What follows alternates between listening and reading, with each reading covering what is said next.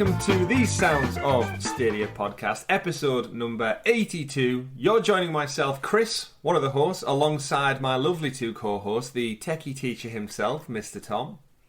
Howdy doody, everyone. Feeling nice and fresh today. And below him, maybe feeling not so fresh, the man of many pixels, Mr. Richie. Yeah, Tom's just rubbing it in because I was up to about 4 o'clock in the morning last night, so I'm a bit weary at the moment. Oh, I feel your pain, Richie. But we're all here. We've got our fresh trims. The hairdresser's opened here in the UK. We're all feeling good, albeit a bit tired. And we are here to bring you, lovely viewers and listeners, all of the Stadia in gaming news in what is the longest running Stadia podcast this side of Google Maps. We've got a great show for you lined up. We're going to be talking about the Resident Evil Showcase news that dropped this week. Very pertinent to Stadia because we're getting a cheeky demo. We also are going to be talking about a lovely APK breakdown and some potential big game announcements. But there is Stadia Gate, Logo Gate back again. We'll have to delve into that, but we'll get into all that in the show. But before we do, don't forget, if you're new to the channel, do us a favour and click like down below and subscribe. Click that bell so you're kept in the loop with all things Sounds of Stadia, because we do much more than just a podcast. We do weekly live streams, where us three gentlemen actually had a fantastic live stream this past Thursday with the wonderful people from Liquid Bit Games, and we played the hell out of Killer Queen Black on Thursday.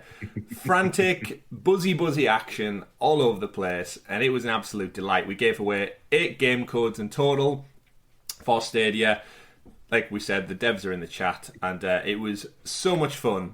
I think those 2 hours probably flew by faster than most live streams we've done on a Thursday. We blinked and it was 10 o'clock. The whole thing was buzzing from the start to finish. Faster than a hive of bees. Faster than a hive of bees. And your engagement was wonderful, so thank you to everybody who stopped by in the chat and checked that out. It really made just the whole 2 hours absolutely fly by. Yeah, and if you want to go check out the stream as well, if you're feeling like interested in learning a little bit more about the game, then certainly do so. Just head up to the YouTube channel and check it out.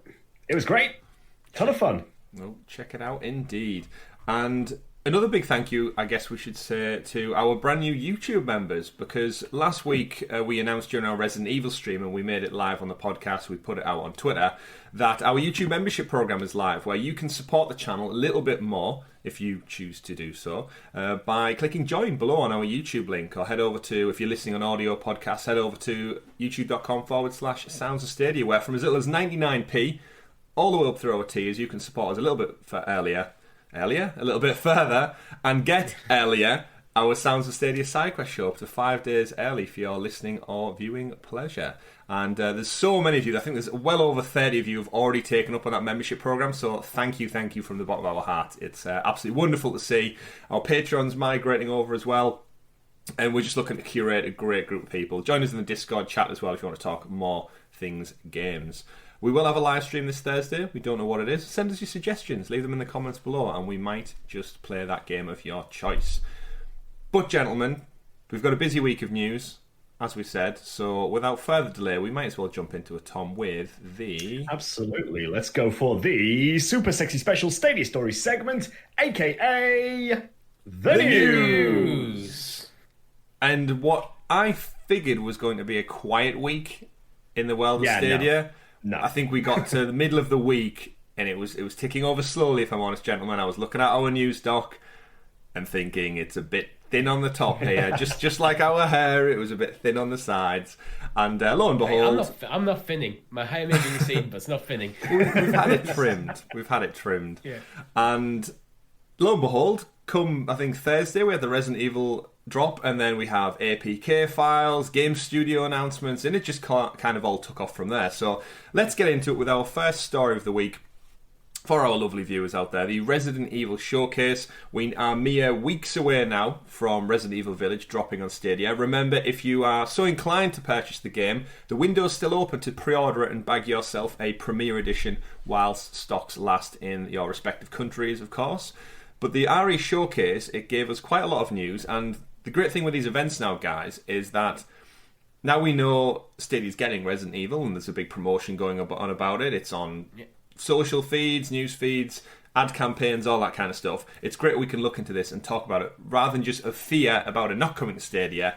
fear of it coming to Stadia and scaring the shit out of us. So the first kind of big story, I guess, is that we are getting a demo. So after all of the fanfare of us not getting the original demo, I believe it was a PlayStation exclusive, the first one.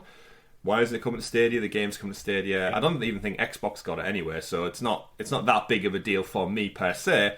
However, this time round, we are getting a new demo. Reading from Adam Bankhurst at IGN, he gives us a great breakdown of some of the news because it's very complicated. I don't know if you guys checked the time frame for this demo, but it was a bit... Yeah, it's like... It was a bit convoluted. It was like different time zones, but for certain hours, and the demo is called the 8-hour demo, but you don't get to play for 8 hours. That's just the window in which the demo is available to play. And you can play for 1 hour, but you can pick a different area of 2. So, yeah, it gets a bit complex. Well, isn't one of the, there's actually 2 demos. One of them I think is an hour long, and one's half an hour long. Yes. Each of them have an 8-hour time window, come out on different days depending what platform you're on. It's like... Way to make things simple, Capcom. It's a very convoluted way of going about this because I don't think we've ever seen anything like this before. Yeah. It's kind of like a weird beta test, isn't it, in a way? It's like a timed beta test. Almost. So I watched the showcase live, and the kind of all the information passed by, and I was trying to make notes. It all happened too fast. I had to wait for an article to be written about it to digest the time zones.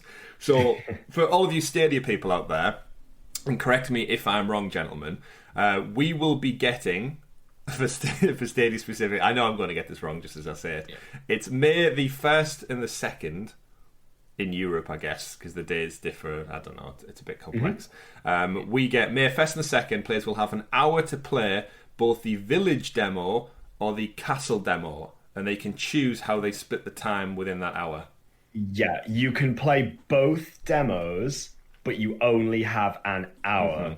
As soon as your time hits 1 hour, that's it. You can't play either of them. So you could choose to do 30 minutes either way, 40 minutes one, 20 of the other, like however you want to split it, really. Very, very strange, but okay. I'll be interested to see what the speedrunners do with that. Demo concept ever. Yeah. Well, again, the video's called like 8 hours in Village, but you don't get 8 hours. You get 1 hour or potentially half an hour if you want to split your time. So in essence, there are 2 demos, one which takes place in the village, which I believe is the non-combat element demo, which was the one PlayStation got, and then there's the castle demo, which is going to show you the gameplay mechanics a little bit more. But remember, you've got to be tactful about this. Half an hour one place, half an hour the other. So get your egg timer out just to keep you in track. Do we think there'll be a little timer on screen to remind you, or will there be a 5-minute warning? Or is it a case of... I'd hope. Nah, too late, boys. It's over. You're locked out. Yeah, that's crazy. But I suppose the great news to garner from all this is, in light of Resident Evil coming out, we are getting a demo, and it's playable on Stadia.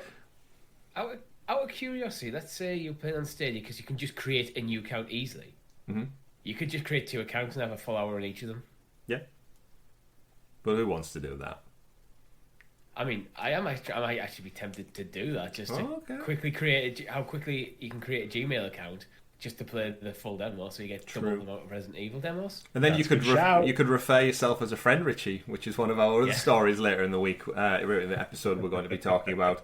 But yeah, great exciting news. Great that we're getting the demo. Stadia did clarify as well over on Twitter that you will not require Pro to play the demo, so it's just free access. So it's back to that mantra of no downloads, no updates, no installs. Just click to play the demo and you're in with a Gmail account, which is fantastic because we've alluded to it many times on the podcast before, but Stadia and demos go hand in hand so well. And the Good Stuff event we had back last summer with Humankind and Immortals Phoenix Rising and Pac-Man was so great because unlike traditional hardware, you don't have to download the demo. So this demo patch on PlayStation is probably going to be, 15, 20 gig upwards potentially?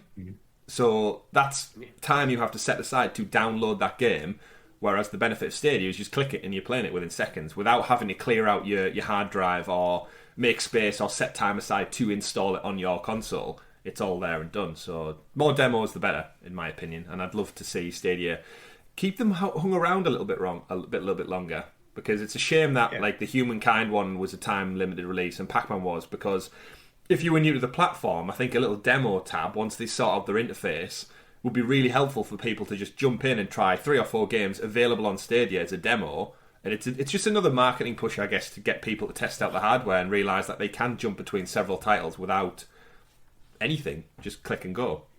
I've just noticed a potential further problem with this for us, us in Europe and the UK. Apparently, it drops at 2 a.m. Central European time on a Sunday. And you have 8 hours to play. They're prime sleeping hours. Yeah, that's a good point, that.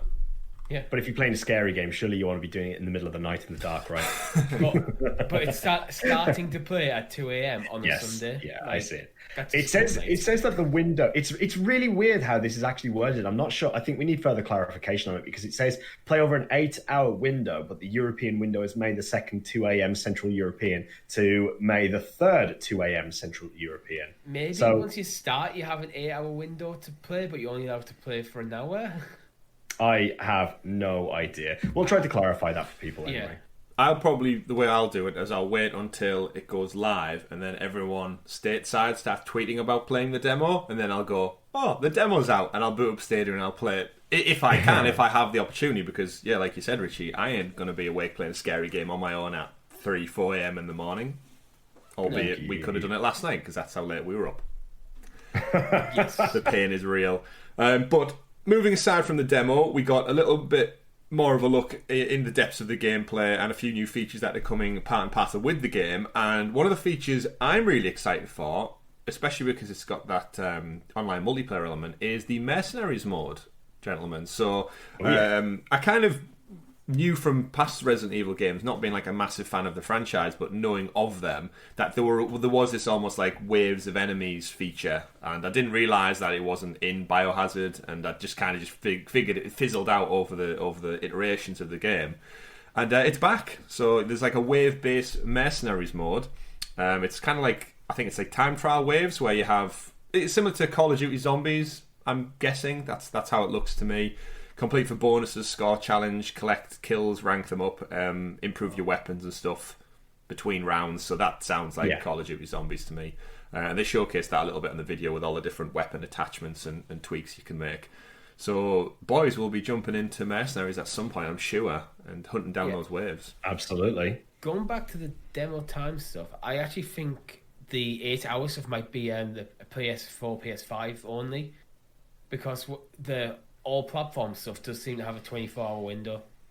Yeah. Right. Interesting. Well, yeah, we'll certainly hear that. I guess we just have to wait and see, won't we? Yeah, we said at the beginning of the story, it's confusing as hell, and evident, even with the news article up in front of me, it still seems a bit weird, so I'll just wait until it's there on my screen, and I'll click play, and we'll go from there with it.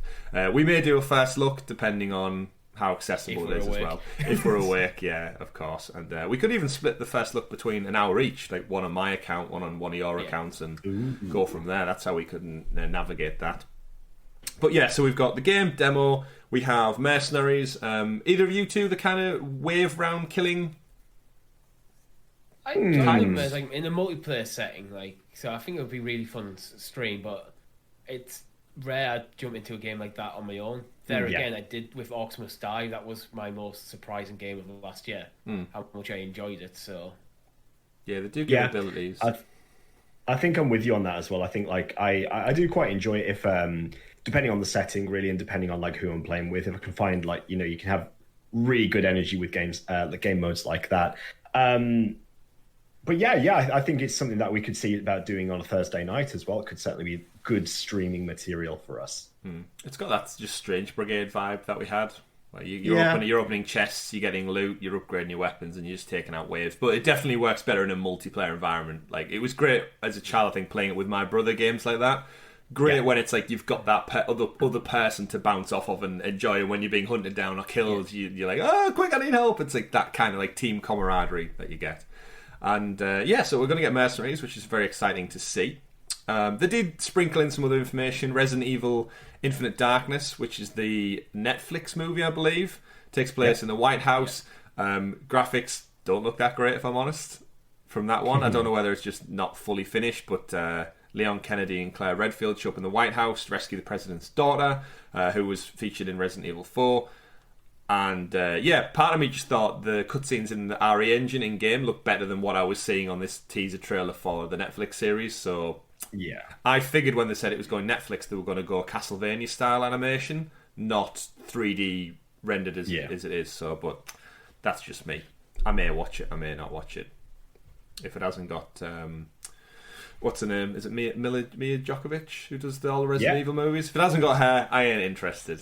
We'll see. She switched over to Monster Hunter World right now. That's her new thing. Yeah. She just jumps from one game franchise to the next. But the kind of next big story for Stadia specifically, the announcements didn't end there.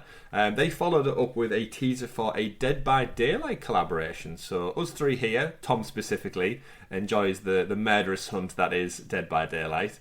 I'm guessing this does big things for you, Tom, as someone who's bought every skin pack possibly available. Yeah, no, absolutely. I've mentioned before on the podcast that with particular events that go on in games too, like I love the Resident Evil franchise. I love everything surrounding like the Umbrella Corporation, the characters, the sort of Resident Evil verse that they've built, I suppose.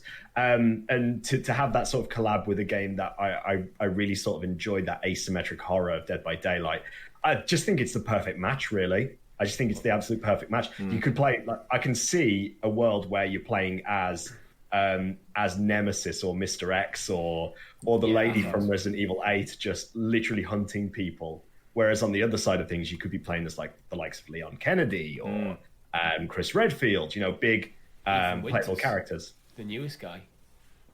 Absolutely. Yeah, Ethan Winters. All for it. Awesome. Yeah, there's. Is there any horror franchises that Dead by Daylight doesn't cover now? It seems like they've got most of them in the bag, like the big ones anyway. Yeah, for the most part. I don't think they've got anything like The Ring, perhaps. Something along the lines of that. Xenomorph. Get those alien licenses going in. Although, that might be quite hard. Did you see... totally side note, but the guys who wrote Predator are trying to get the rights back from Disney after like 30 years. The guys who wrote the original movie. Wow. It's like, I don't think you've got much luck there, gents, unfortunately. This is the House of Mouse and all of their billions. True. Very true. But more fun to come. They didn't really look that much into Resident Evil Reverse, which of course is the other game that we get free packed in with Village as well as Mercenaries 2. They did like a little teaser trailer, but we didn't see much more of that. And that's another one that's got me quite interested, because I think us three would have a load of fun playing that one. So yeah, I'm guessing they decided to stay away from talking about that because they've already talking about Mercenaries, and they don't want to try and mix things up too much with two multiplayer games in the same. Very true. Yeah. Because one did come out with Resident Evil 3 remake, right? There was an online component that I don't feel like anybody talks about. I think that might have been the original Mercenaries. It was, yeah. It was Mercenaries. It's as if it's coming back rather than new. Yeah, so Mercenaries came with Resident Evil 3, and then they ran that through to, I want to say, 6. And then after that, they just dropped it for 7. No need for 7, but it's back. It's back. Wonderful. Speaking of things that are back, Tom, thank you for that. In other news, aside away from all the Resident Evil stuff, we won't talk about that forever. Ubisoft announced that they are bringing us another Ubi Forward, which is great to see. We expected it. We've already had one this year, right? It's so hard to tell with time. I know. I feel like time has become a non-linear thing now. I guess we haven't then, because we've had the delays from Riders Republic and Far Cry, and they've not mentioned them again. So we must have had one at the back end of last year, like November. And then I do remember the last, because we covered one, but it seems like not that long ago. But actually, now I'm thinking of it more. It is April now. It probably was before Christmas we covered it, but. Great news, they put out a very short statement on their website. It says, Ubisoft Forward goes live Saturday, June the 12th, 2021. Get ready for Ubisoft Forward. Our digital conference goes live, insert dates again, as part of E3 2021. So we know we reported last week they were going to be part of the showcase. It looks like they have their own time window, which, with everything E3 being digital, we knew it wasn't going to be anything like concrete. It was very much going to be, here's an Xbox presentation, here's a Ubisoft presentation, all within the realms of one weekend. So it looks like Ubisoft are up 12 p.m. On the Saturday, which is probably one of the prime time slots for everybody. I'm looking forward to it. Won't go too in depth yet, guys, because we'll probably have our predictions of what we're going to expect for E3. We'll probably do a big blowout episode on that. But while the story is here, anything in particular you'd like to see from this Ubisoft Forward? Bit of Phil Harrison up on the stage again, maybe tickle your fancy. He was at the last one. I mean, overarching anything they're bringing out new, I'd like to see coming to Stadia as well. That's kind of a given. Ubisoft Plus in the UK, please, maybe. Yeah, maybe just a global rollout at that point. Yeah, and just say we're sort of happy with how it's gone, so let's just push it live. Even Phil could do that. Yeah, he could announce on their behalf. Collaboration, because I can't see them announcing that as like part of the press. I think that would be like a blog post within the same weekend.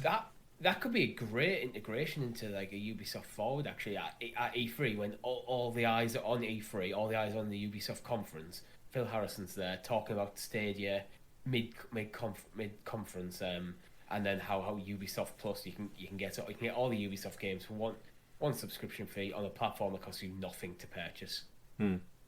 Could be. In terms of appealing. Yeah. Oh yeah. 100%. Can't deny that. No. In terms of games, then, gentlemen, we still don't have a date for Far Cry 6, which was supposed to be out in February. Gone. Yep. Like that's quite surprising. So, do we think Far Cry will be out by June? Or do we think I have a sneaking suspicion they're going to push it back to holiday this year, I think. I don't know. It depends on what current state it's in. I could see it being pushed back to holiday, but I could also see it being like during the conference, oh, by the way, it's out now. Ah, man, I really dislike that approach. Like, it's great for hype. I get it for hype, but it's like people who've pre-ordered or want to get the game, and then it's like, oh, by the way, it's out now. Surprise, go get it. Just head down to game.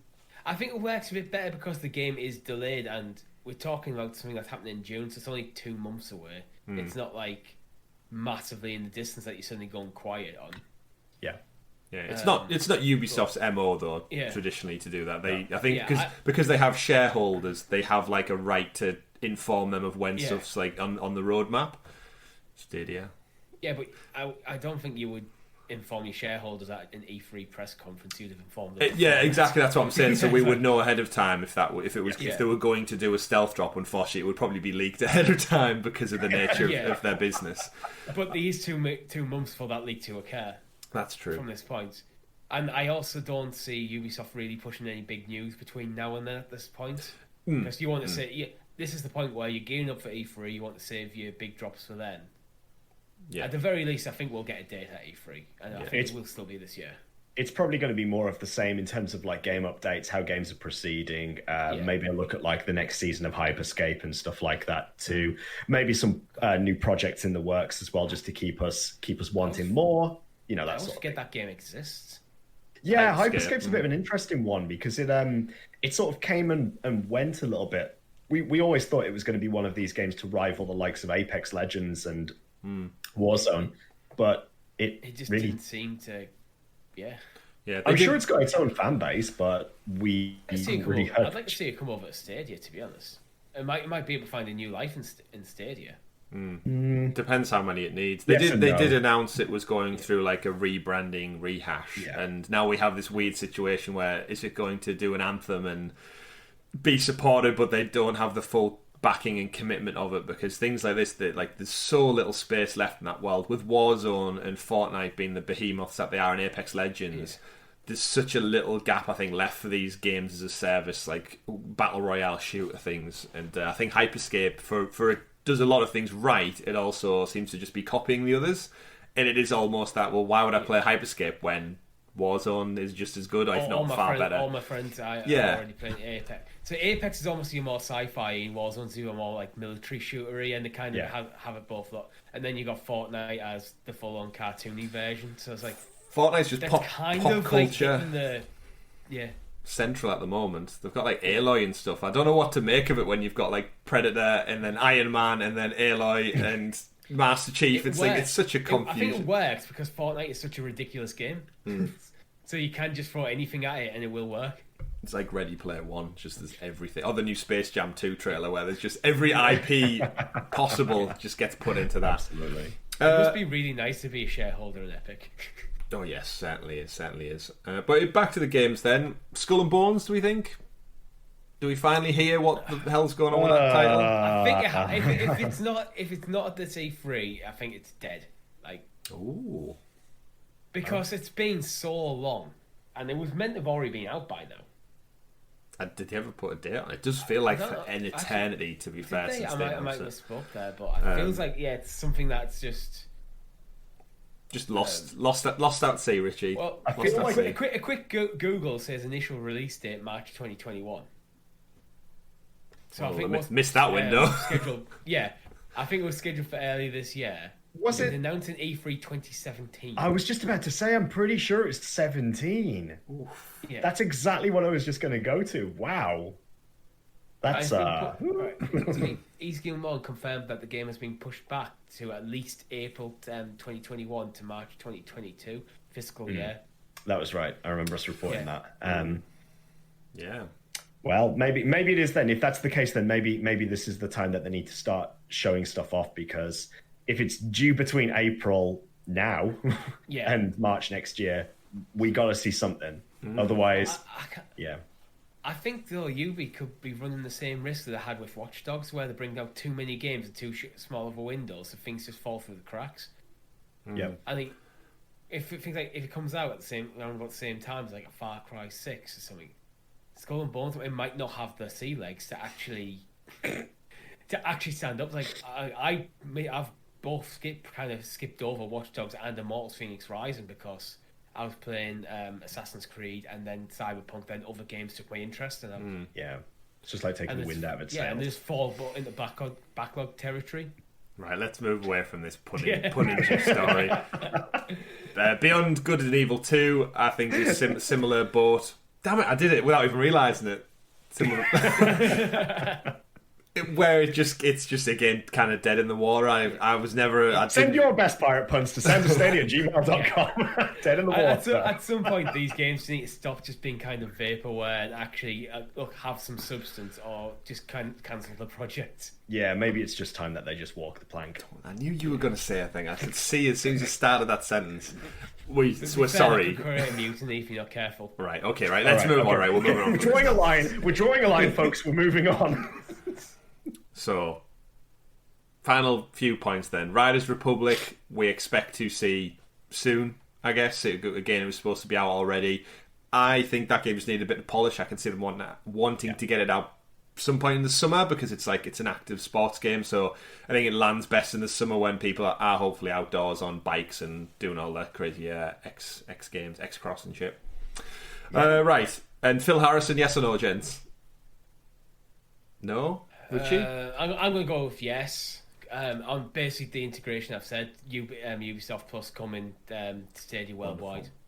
Okie dokie. I want to be proven wrong. Don't we all?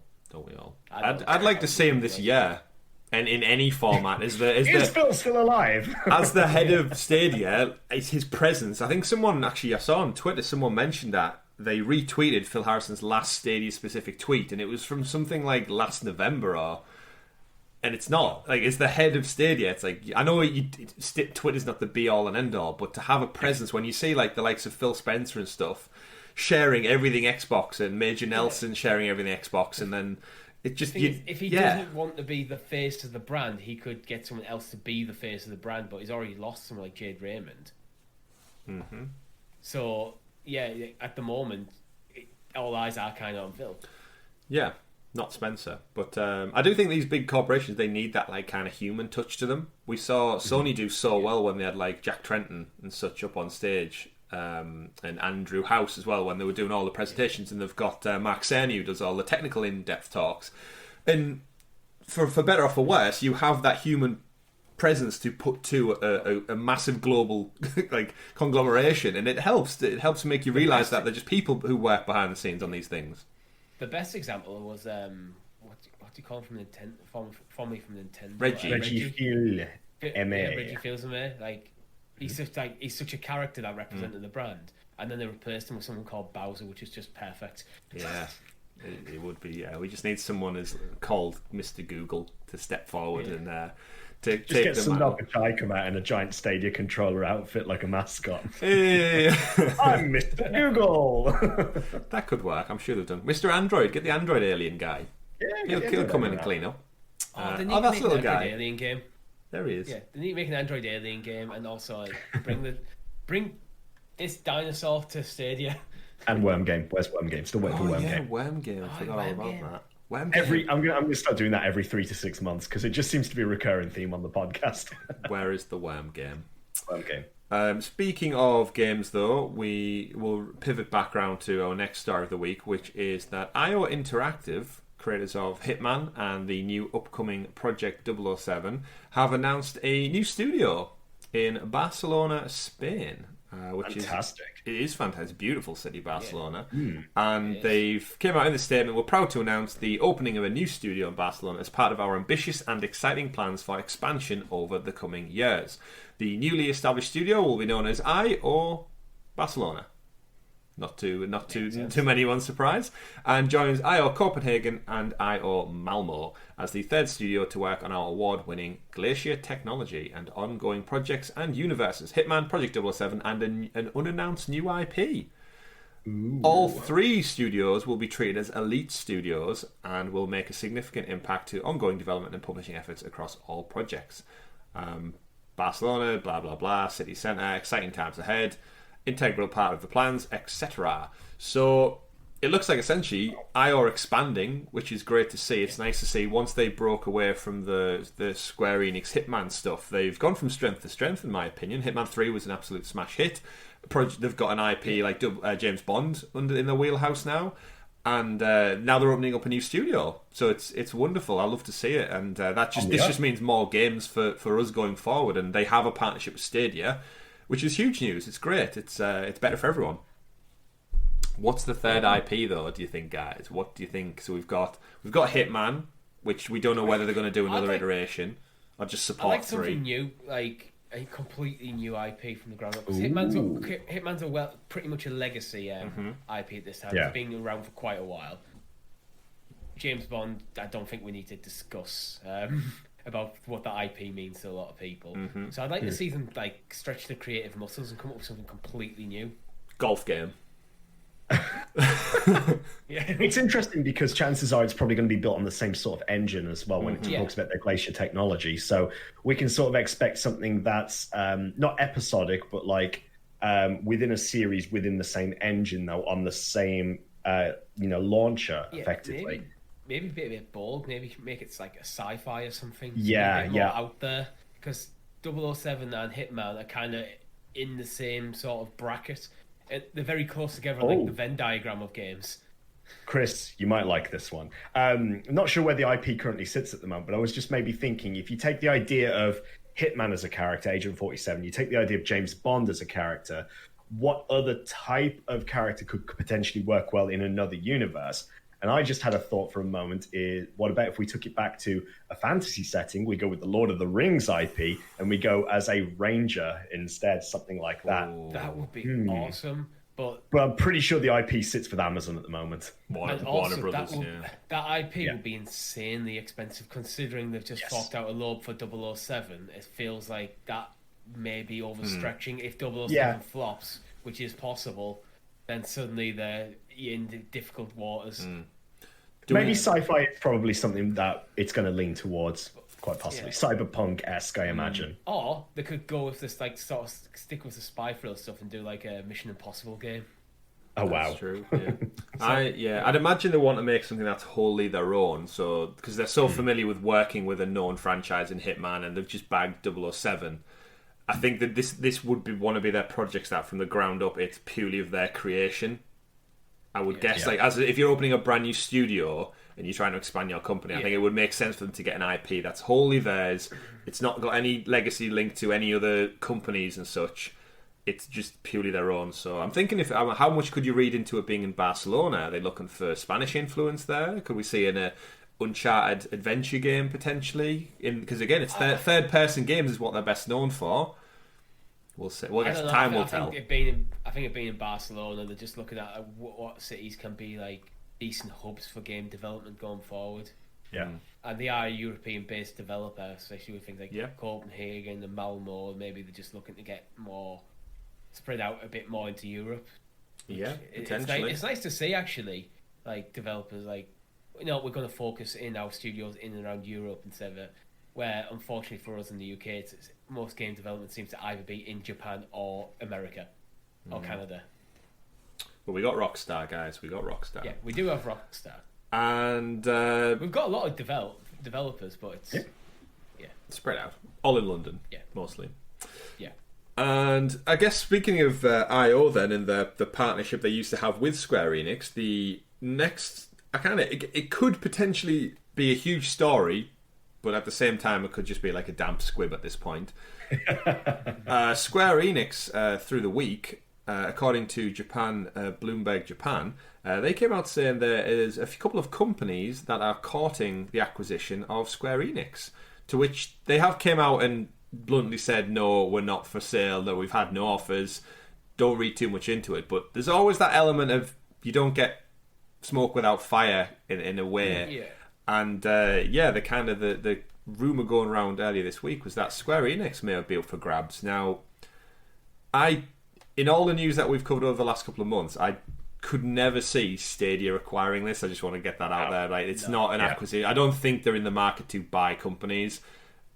What it does have me worried for is someone like Microsoft coming in with their checkbook, or Sony counteracting Microsoft Bethesda purchase, and then before Google realise it, and Nintendo and anyone else, Luna, who wants to get in the gaming industry, there's going to be very little third-party companies left to deal and work with at this rate. It's a scary prospect, arguably.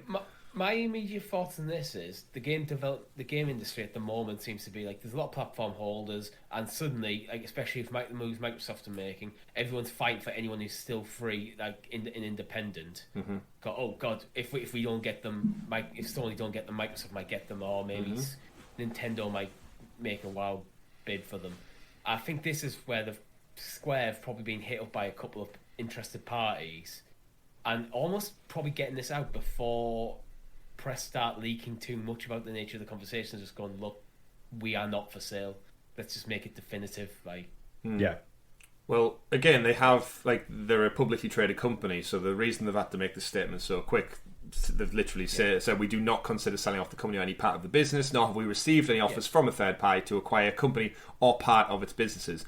They have to do that because if these rumours pick up any traction, it impacts their stock trading. So they have to make the statement to go, no, don't worry, because it could have a massive impact. We see it with Elon Musk. He tweets out one daft thing and the company drops 100 million of its share prices, which pisses off a lot of shareholders, I'm sure.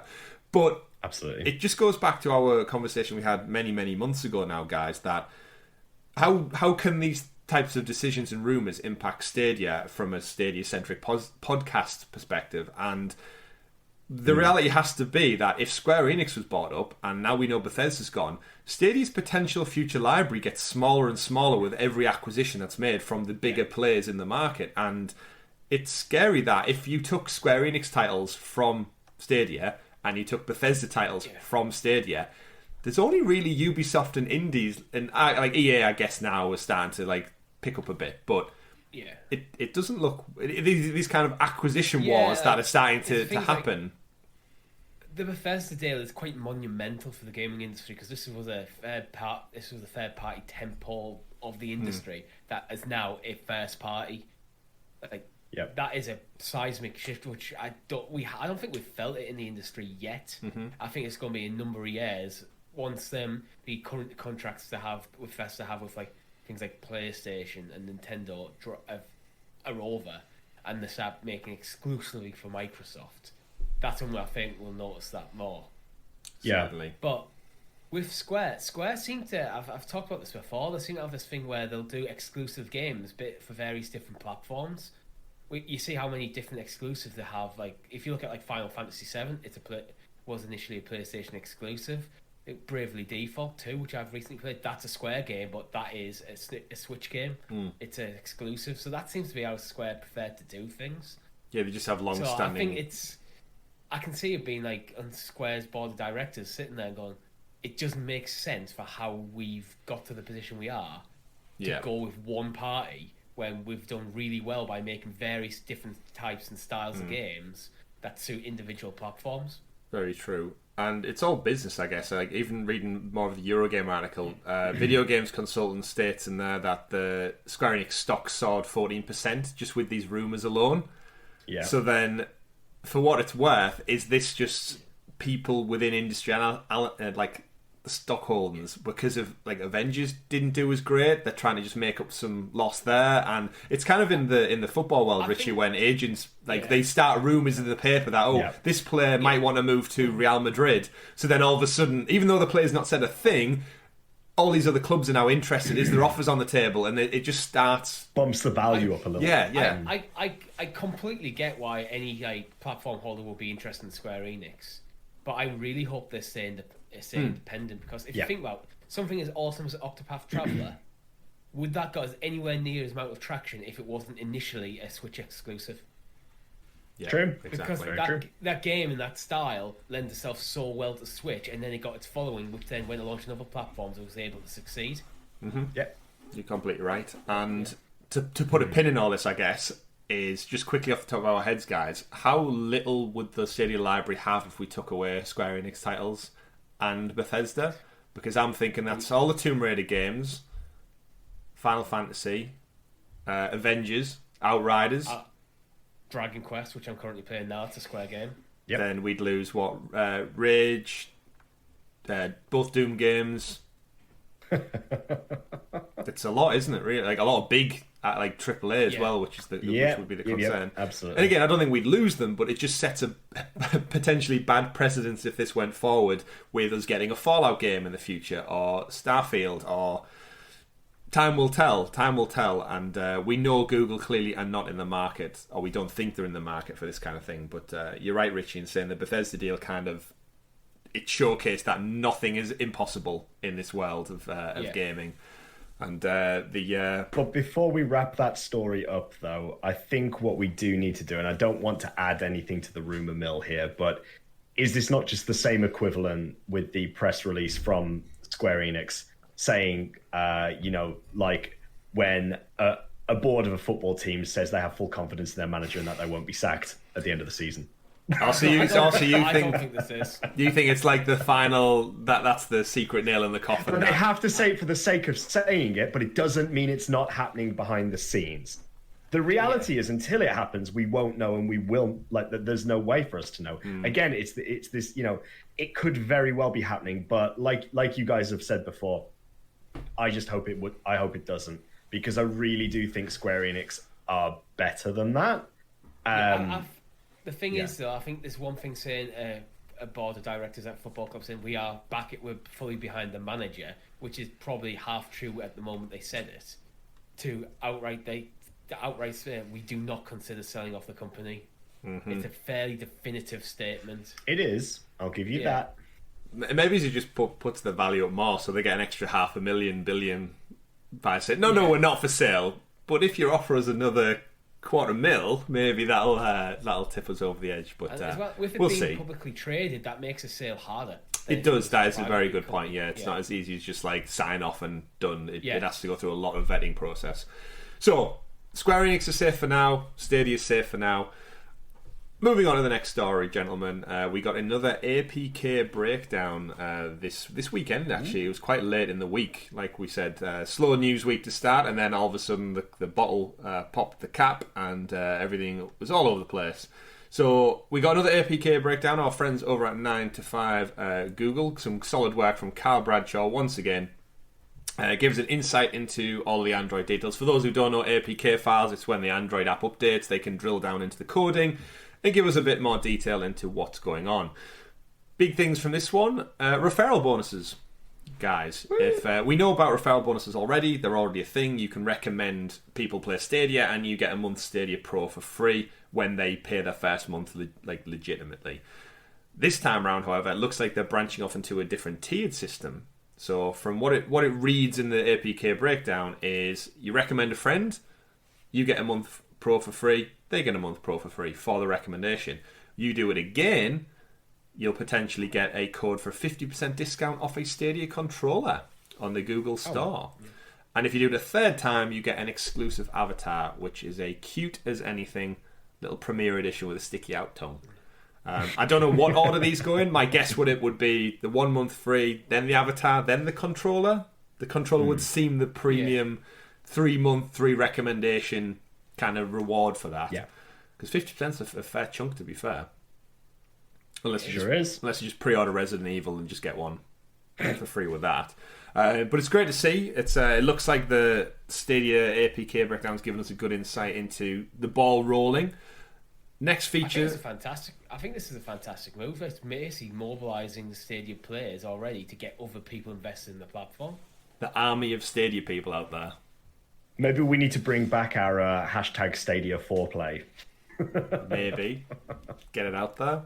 I'm sure the Stadia army will do wonders of getting that word out. I think Richie, you said below, if you want to refer a friend, reach out to us. We're happy to refer people. Give them our codes, whatever they look like. Maybe I can finally get that black controller to complete the set. Oh yeah, I wonder if the discounts off just the white controller, which seems to be the norm, or across them all. Get me that wasabi one finally, Tom. Finally.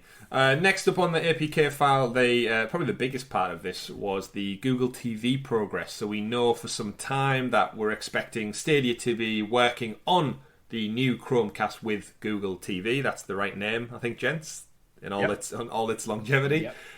Yep. They said first half of this year. We're now nearing the end of April, so the time is running out for that promise. I've seen them on Twitter reply to many people with that generic response of it's still coming, first half. Keep your eyes locked to our pages for more news. But this APK breakdown does mention some features in here about the Stadia controller won't open the Google Assistant when you're using it. So you two both have these. So if you're hooked up to Google Chromecast and you press the Google Assistant button, it won't work. You have to do it with your little controller, remote control still.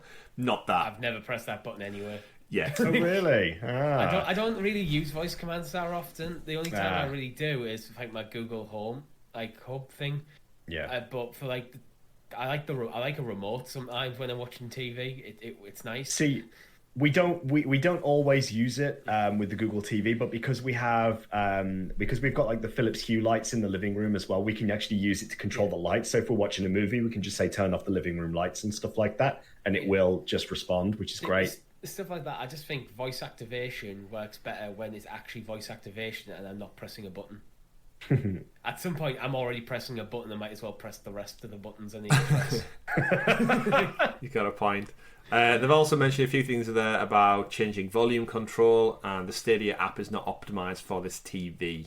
So it's quite interesting that in there it does specifically say for Android TV devices, which is the kind of standing app name for Stadia and Google TV on smart TVs and Chromecast. So we've known people have been sideloading this for a while. It's an easy workaround, but to have it officially go live is a big thing for Stadia. I read an article just this morning that was saying how Stadia is not on their Chromecast still, and there's a whole discussion to be had about Alphabet being the umbrella company, and when Google were pushing a Chromecast product, one app like Stadia not being on it.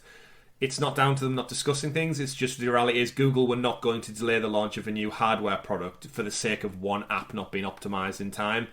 They've got everything else ready to go to meet financial deadlines and stuff. It was always going to come out with or without Stadia.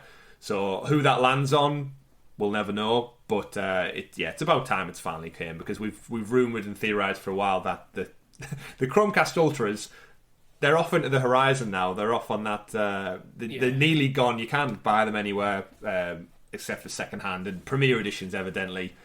Yeah. But it's nice to see, and you two can both test it out.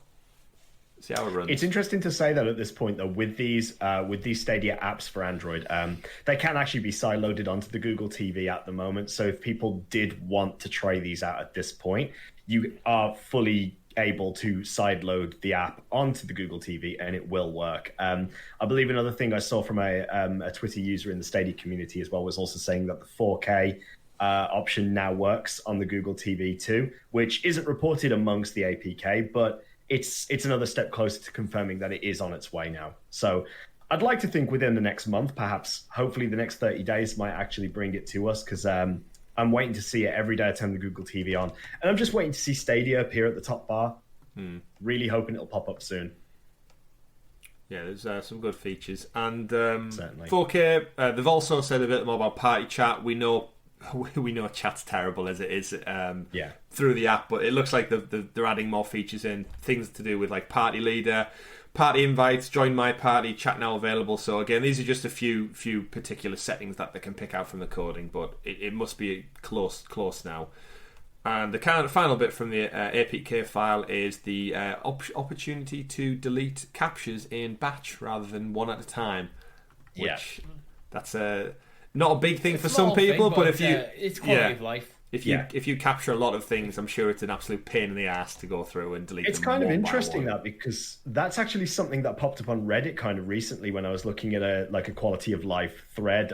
Somebody said we don't have the ability to mass delete captures, and if they're accidentally pressing it in a game, then you want to be able to get rid of all those useless screenshots. So cool, great, step in the right direction. With the screenshots, do we have a limit on how many we can save? You know, yes, like Google Drive, because I feel like that was something that was mentioned way back when Stadia launched. Yeah, and it's something we never really have to think about. But will there come a time when it's like, storage reach? You've got to pay for Google Drive to save more captures or something. I think you can capture. It's like 500 screenshots. Oh, never mind. Multiply by 10. 500. There you go. Yeah, I don't know how many videos that is though, as well. 500 max. Oh no, 500 max clips, unlimited screenshots. I'm just looking at it on stadia.google.com now. Wow. So it's 500 max clips and unlimited screenshots that you can capture. That's pretty nice. It's pretty kind. You'd like to think by the time we reach 500, there's a better interface to navigate and delete, and maybe it's like send them or save them elsewhere. Or maybe they will do a Google Drive option where it's like pay $1.99 a month for extra storage kind of deal. Pro Max or something like that. Maybe. That's it for the breakdown, ladies and gentlemen. Moving back to some more game conversation. Now, I don't want to open the floodgates on Logo Gate again, but I did realise we had 2 announcements this week, and they weren't really picked. They were picked up by a couple of people in the community, and I saw a couple of the dedicated races amongst you viewers and listeners out there pick up on this as expected. But Codemasters, obviously now part of EA. They did announce their Formula 1 2021 title this past week. They showed off just a quick like CG trailer around it, and no mention of Stadia. Now I saw a couple of people, you probably did as well. You saw a couple of people on Twitter who we know are massive Formula 1 fans. They host weekly racing events across the community.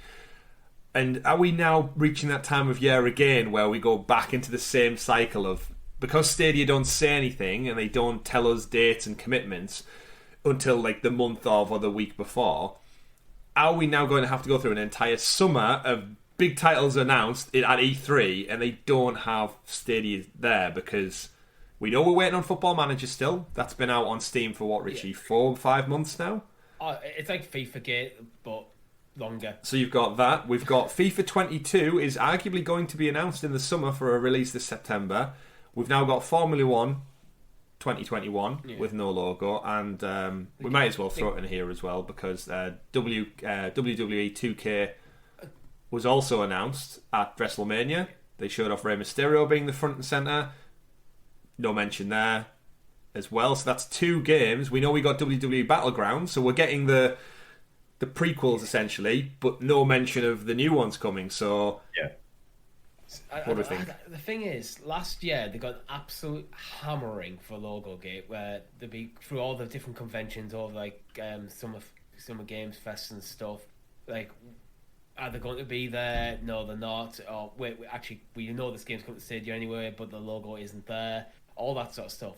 Surely they're not setting themselves up to go through that again, because that just seems moronic. Well, is this the first Codemasters game under the EA umbrella that we're getting then? Or not getting, I should say. It's the first one they've announced, but we've got to believe that these deals were done well before the EA acquisition happened. Yeah, okay.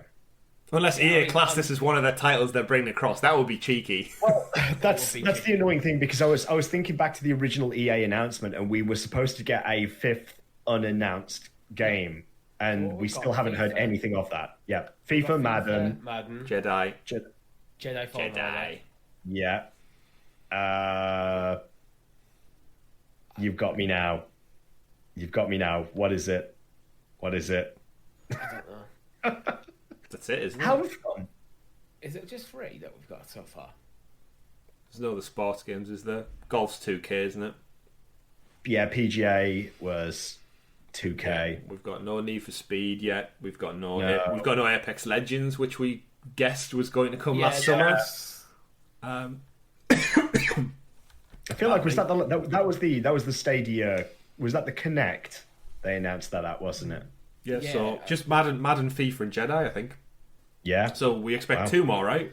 So we're missing 2 games at the moment, then. Yeah, and I don't think FIFA 2022 can count towards them 5 games. Well, you can. Technically, it would, but it feels like cheating. Yeah. Same with if Formula One made by Codemasters was. It's like, hang on a minute, you didn't own Codemasters at the time. Yeah. Again, I would love to have seen Apex. We wanted the Sims for some time. Yeah, Apex and Sims, I think would be 2 good shouts to fill up a 5. There's no Need for Speed game this year, so there's no racing title coming across. We all would love Mass Effect Legendary Edition that comes out next month. But again, it's either going to be a stealth drop, maybe, or is it just going to come and go with... It's cutting it way too fine now. It's cutting it way too fine. I mean, Formula One's release date on other platforms is July 16th, so even that's not that far away. Not really. But yeah, it is an interesting one. And like I said, with the WWE game as well, we obviously didn't get a main franchise entry last year because they messed up so much on the previous iteration that they decided to take a hiatus for a year, and they gave us Battlegrounds, which was a below average game in my estimations anyway. Yep. So this could be the first big title to come out, and it was announced at WrestleMania, so I guess it wasn't aimed at the same audience as gamers, arguably. It was aimed at the core wrestling fan base who tune into WrestleMania. But they have took a year off. Will it come to Stadia? Let us know, because I'd much rather play a main entry WWE game than the Battleground spin-off. But yeah, I don't want us to go into a summer where we have no presence at E3. I say we, of course, I mean Stadia fans and stuff. Yeah. As we don't have an E3 presence, we don't see Phil for another 5 months. We ain't getting any big AAA titles. And then again, do we just go into a whole other year cycle of waiting patiently while all of the competition goes, it's coming this month, it's out next month, pre-orders, special editions, bang, bang, bang, bang, and we have to wait until the week or month before? I've said time and time again, Stadia's my preferred platform to play things right now, but I do have a PS5 downstairs, so at what point when I'm start getting excited for a game, so it's not coming to Stadia, I just pre-order it, or sometimes even just outright buy it on another platform. I mean, Google, you've lost your sale on that one. Then you extrapolate that across the entire gaming industry. It's not announcing games at the same time as they're coming to other platforms does equate to lost sales. I mean, we're all going to be playing Mass Effect on our PlayStations, right? At this moment in time. At this moment in time. Sorry? Is it actually coming to PS4? No, it's PS4 only, but forwards, backwards compatible stuff. Yeah. But that's what I'm playing in May. Never played them before. Everyone reviews them really well. Super excited. Would I play it on Stadia instead? Yes. Can I? No. So that's my month of May. 3 massive titles. A lot of legacy, a lot of history. Word needs to get out there about that pretty quickly, I think. Spread the word, everybody. A nice little point of Formula One, though, by the way. It looks like they're doing a story mode within this year's entry called Breaking Point. Brand new story mode. Epic journey. Rise from the ranks of Formula 2 to have a shot at stardom of the world of Formula 1. It immerses players in the glamorous world of F1, gives you a taste of lifestyle both on and off the track, the rivalries, emotion and dedication needed to compete at the highest level. So, quite nice. Interesting to see. It reminds me, I need to get back into the Madden career mode again. The story mode. Get back to it. How's your FIFA career mode going? I've canned been sacked yet? No, I've just canned it. I've just decided to walk off the pitch. I've retired. I'm now off, living the dream somewhere with my 14 mil that I banged one season. We still need to get you on a stream at one point to have a match just to see how you stack up against me and Richie and other people. Okay. We'll see. If FIFA ever gives us more multiplayer options, we might get to that one. You hasn't chased as much, Chris. I know. I need to sort that one out. Right then, so taking all of that somber news, we'll elevate a little bit with some exciting DLC, even though the first one's been delayed. Not too long, though. It's not too bad. Let's run down some game updates, guys. So we've got Assassin's Creed Valhalla, the first major expansion, Wrath of the Druids, is now going to release on May 13th. I can't remember what day it was supposed to be releasing on. I'm guessing it was this month. May 13th, three odd weeks away. That's not too much of a delay, in my opinion. So I've got 3 weeks to beat the game. That's doable. 3 weeks. All right.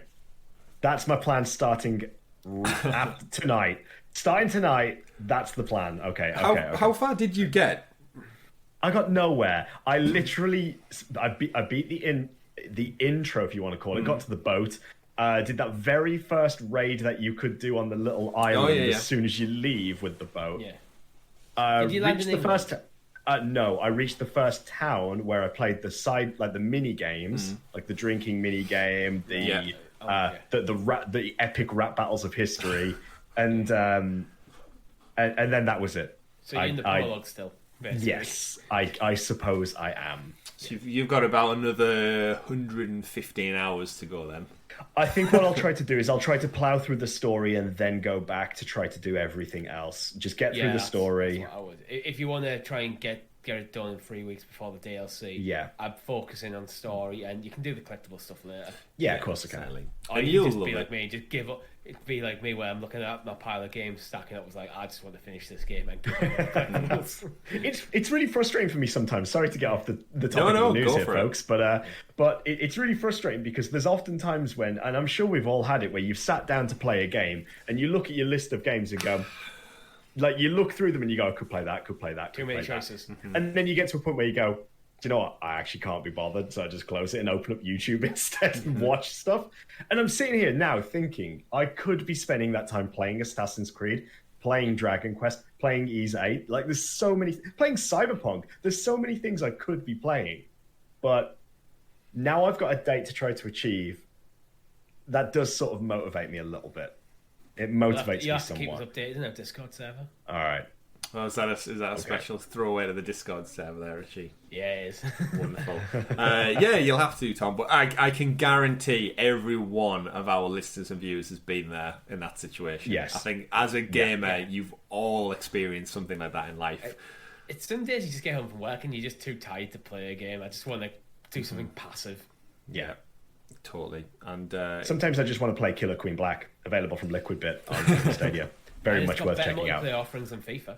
Yeah, it certainly does. It certainly does. But yes, so Wrath of the Druids, it's been delayed.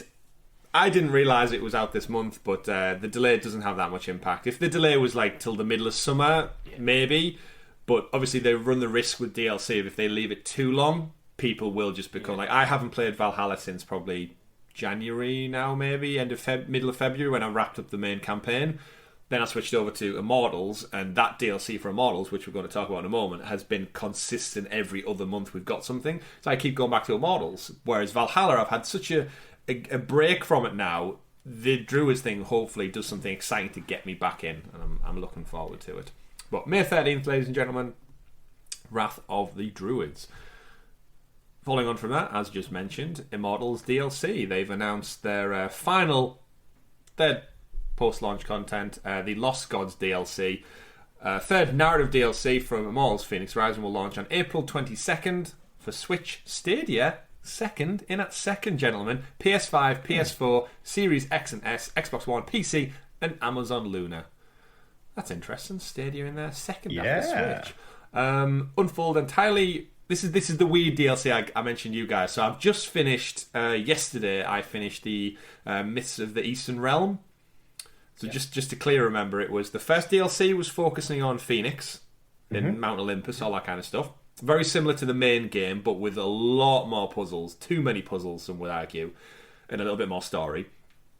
Second DLC, totally new character, totally new land, same game mechanics and everything, just with a total different mythology, looking at Chinese gods and their world and the heavens and the skies. Enjoyed it. Felt very detached from the main game, if I'm honest. Like it should have been a sequel or another title completely. I don't know why it was the second DLC. Another Immortals game. Completely. Or a Gods and Monsters game. And then this third one, so just to describe it to you guys now, unfolding entirely from an overhead God's Eye perspective, the adventure centres on Ash, a new mortal champion, following a series of catastrophic disasters. Ash's mission is to travel to a new land, the Pirate Island, to find and reunite the gods who left Olympus in a huff after falling out with Zeus. These lost gods, including Poseidon and Hades, will all need to be convinced to return to the Pantheon and restore balance to the world. Naturally, there are plenty of monsters standing between them and Ash, it's like Pokemon, which players can dispatch using a new brawler-inspired combat system. More details DLC will reveal close to the time, blah blah blah, DLC, demos, etc. What the hell they're doing with this DLC, I have no idea. Yeah. So the third one is a top-down brawler combat game. It's so weird. Like, either these are cut mechanics that they've decided we're just going to throw into the DLC because we've done a lot of work on them anyway, and they're quite interesting. Or they've been experimental to see what mechanics it could be putting into future games. If like the top-down stuff is a very different mechanic to the rest of the game, but if it works and it gets good reception, maybe that might be enough to greenlight a project that someone's working on. Yeah, it's weird, isn't it? Yeah, it might be one of them. Ubisoft like, we kind of like the idea, but we're not sure it'll work. Let's try it out in this place to see what the reception's going to be. Yeah, well, it's so weird because obviously I've finished the whole game, like as much as I can possibly have completed in the game, and the fact that the third DLC is now introducing Poseidon and Hades, which I was hoping would be part of the main game. But now it's a top-down perspective with a different character. It kind of feels like it's so detached. It's impacting my interest in it, essentially. Whereas, like I said, the first DLC had the extra puzzles and the extra story, and it was a continuation of the main game, like most DLC is. And then the Eastern Realm one went so far afield, both geographically and in terms of the story. It just feels a bit detached, and I don't know if I'm enjoying it or... It's an odd take, to say the least. You're probably enjoying it, but it feels a bit jarring because this is not the game I was playing. It feels a bit hollow because it's different characters and different people. So yeah, but the mechanics of the game are super fun. Like the puzzles and stuff are really enjoyable. But it just feels like I'm playing a different game, which is an odd choice for your paid DLC content. But alas, April 22nd, I'll definitely jump in and finish it just to wrap up the whole Immortals story. Absolute great time. I'd actually argue I'd probably maybe put it more enjoyable than Valhalla at this point. Oh, wow. Okay. To be fair, again, another game that I've got on my list of things to play. I was playing Immortals and really, really was enjoying it. Really was enjoying it. I'll go back to it at some point. Yeah, credit given to Ubisoft again. This is not a backlog game for me, like that art in the backlog, because maybe I'd like to play it at some point. This is one I definitely want to play it, but other things keep capturing my attention at the wrong time. So yeah, I'm in that boat now with Watch Dogs, because you all know I've got Watch Dogs still. Legion sat there, and I don't know, with like Mass Effect comes out in a few weeks, I'm thinking, do I start Watch Dogs now? But then at the same time, I'm also thinking, well, Immortals and Assassin's Creed DLC is out soon, so maybe that'll tie me over. And I feel like I'm just pushing Watch Dogs back further and further to a point where I never might play it, guys. But I own it now. My own foolish fault. Final game of the week and of your breakdown is Risk of Rain 2, Tom. Another title that you're a massive fan of. The anniversary update, which I think did come to other platforms a little while back now, actually. Stadia getting it later than usual, which is expected. But plenty, like the bullet point list. If you head over to stadiasource.com, they have a fantastic breakdown of all of the new content. New systems, new items, features, skill variants, enemies. There's a whole long crazy list of big bosses and changes. Like so much so you'll be scrolling for eternity to see all the changes. But it's good to see Risk of Rain 2 being supported with some additional content, all for free, of course, as well. And Tom, is this one that you'll be jumping back into instead of Valhalla, or? Ooh, not instead of Valhalla, but just having a look through it real quick. It's a proper list of patch notes. This is, so it's clear that with the anniversary edition, they've gone through some real sort of community feedback and made some updates. A completely new class as well, which is pretty awesome. A new character, the Bandit, who seems to be quite interesting. So I might have to give that a shot as well. But definitely one that I'll check out because I mentioned before, I really enjoyed Risk of Rain 2. Did the first look on it, and yeah, I'm all for going back and jumping into games that I really love and adore. So fantastic! I'm glad we've got it. Might have to jump back into it on the first night one time. We may do. We had a great time. We played it before. Really was. But that's it for the news this week. Before we do wrap up with the show, there is one only on Stadia segment we do need to address, because I almost forgot about it until I saw it show up, and we won't end on a negative. But Borderlands Showcase on Twitter, they on the official Stadia account put out that there's going to be a Borderlands show. We obviously had the free weekend last weekend to entice people in to try the game out. And yeah, there was going to be a stream on, I believe it was the Borderlands YouTube channel, was supposed to be hosting an event for the game, I guess. And the event came and went, guys, with not a peep from anybody, to a point where people in the community were reaching out to both Gearbox, 2K, Stadia, asking, where's it at? When's it going live? Do you have a link? And there was nothing, no response for hours on end. And the only real response I was able to find was on Twitter. The official Google Stadia account replied to somebody's question. So this wasn't a post, like a main thread post. It was a response to someone's question. Sasha B asked, where is the stream? I'd hoped it came but got disappointed. Now I'm just sad. And they replied saying, due to unforeseen circumstances, the Borderlands 3 event mentioned in our most recent This Week on Stadia blog has been cancelled. We apologise for any inconvenience. That was it. Who's accountable here? I know I don't want to end on a bad note, but it's like, yeah, this is ridiculous. This just sorry for the inconvenience. Like, you were hosting an event promoting one of your games over a free weekend, and the most you do is reply to a question saying sorry for your inconvenience. Well, they were supposed to not just be advertising the platform, but advertising the features. Crowdplay. They were supposed to be giving away copies of Borderlands 3 Ultimate Edition as well. So, of course, people are going to get their hopes of seeing that in a blog post. So it does seem like a bit of an only on Stadia, as we've coined it now. It's bizarre. It's very bizarre. The only reason I can see it being unforeseen circumstances is if some of the YouTube creators dropped out or decided for whatever reason that they didn't want to do it. I don't know. When you get third party involved, it can be difficult, can't it, sometimes? Yep. Richie? Shame. A real shame. Yeah. Shame. Shame on you, and a shame for.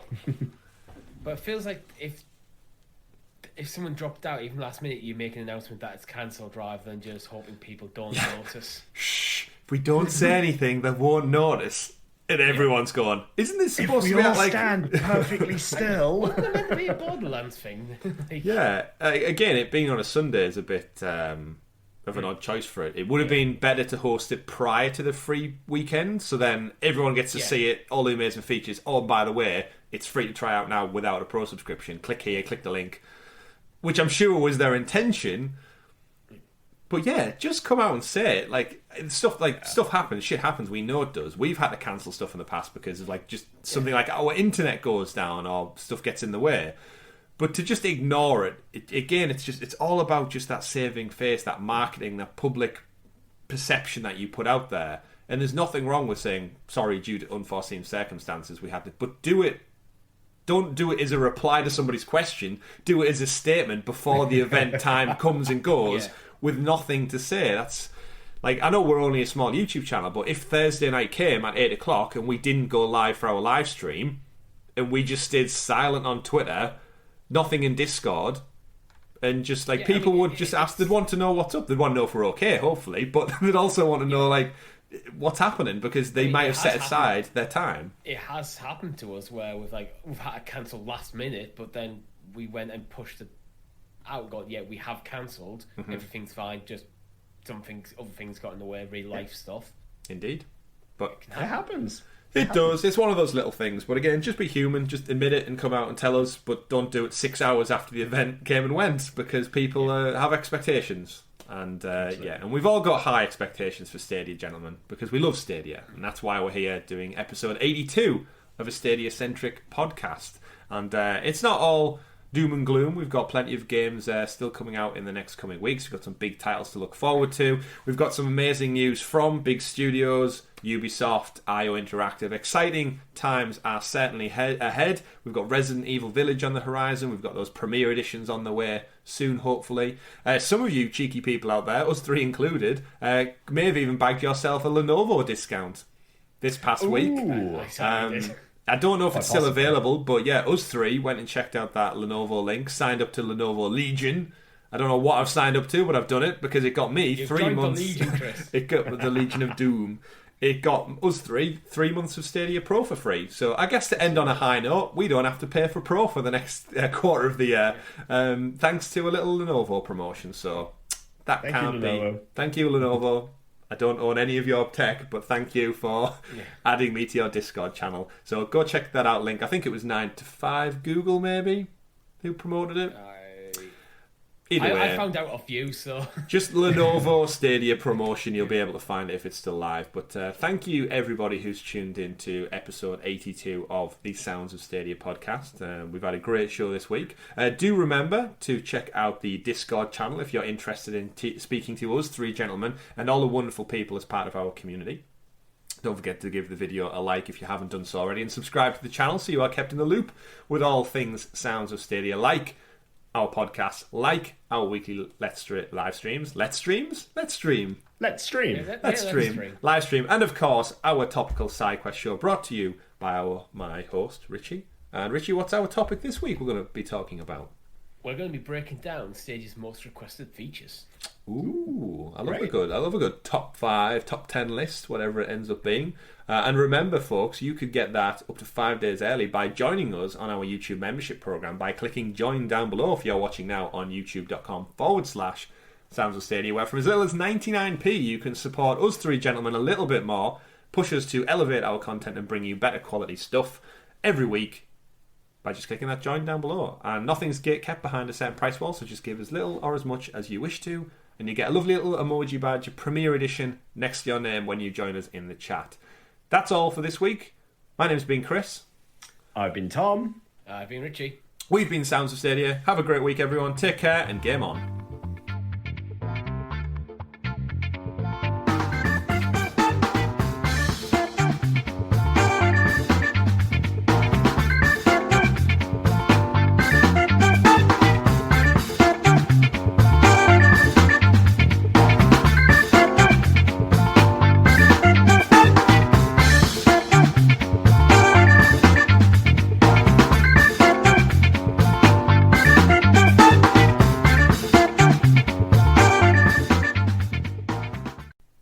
Be an awesome pirate.